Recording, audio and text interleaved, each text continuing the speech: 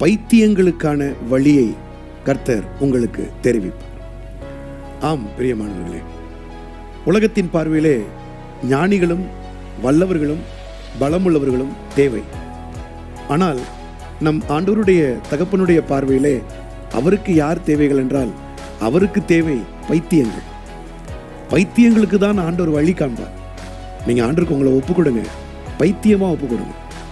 பைத்தியம் என்ன தெரியுமா? மற்ற மனிதர்களை விட அவன் ஒரு வித்தியாசமான உலகத்தில் வாழ்வான். அவன் மற்ற மனிதர்களோடு சேர்ந்து வாழ முடியாது. ஏனென்றால் நன்றாக அறிவு படைத்தவர்கள், ஞானம் படைத்தவர்கள் எல்லாம் சேர்ந்து ஒரு வாழ்க்கையில் வாழ்ந்து கொண்டிருக்கும் பொழுது, ஒரு பைத்தியக்காரன் மாத்திரம் அவன் தான் ஒரு உலகத்தில் வாழ்வான். ஆம், ஆண்டவர் நம்மை பைத்தியங்களாக தெரிந்து கொண்டிருக்கிறார். ஏனென்றால் பைத்தியங்களுக்கு தான் அவர் வழியை காண்பிப்பார்.